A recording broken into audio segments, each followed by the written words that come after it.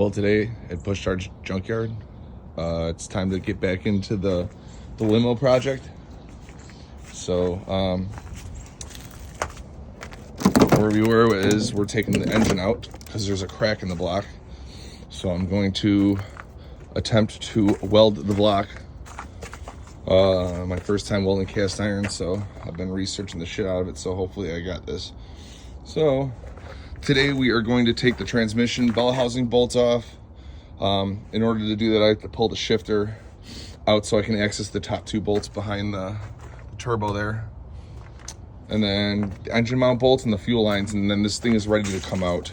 I took the whole front end off for ease of it's a heavy engine, so I didn't want this thing way the fuck up in the air, and I didn't feel like taking the hood off either, so I'll just pull it up and over all that shit, and I got a brand spanking new engine stand that'll hold the weight of that engine, so that's ready to go.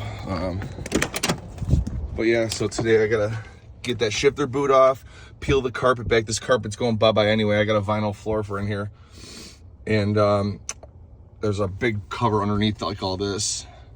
So I'll take all that off and get in there to get the two top bolts off the trans.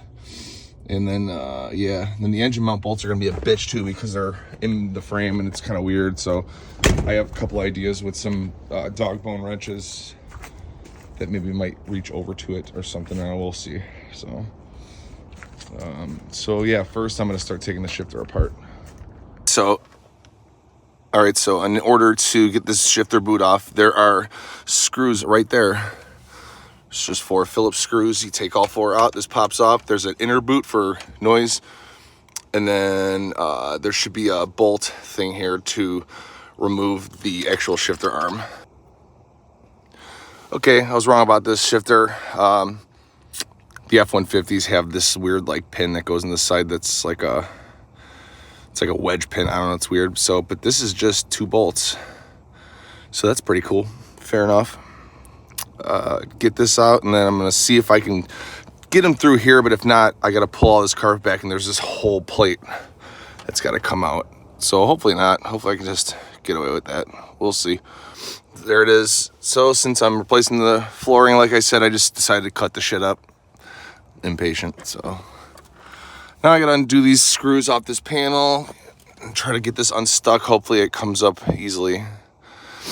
And then that'll allow me access to all my trans bolts like very easily. I just don't want to be under the car. My back hurts.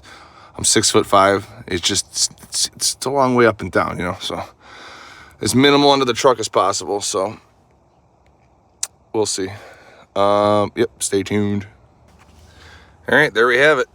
That was a little bit of a pain in the ass, but once you get it going, then it starts just coming up. So yeah, I gotta get in there. There's the bolts. So I'll get an extension on my impact, zip, and then I gotta put something under the front of the trans to brace it. And then yeah, I'll start doing the engine mounts next.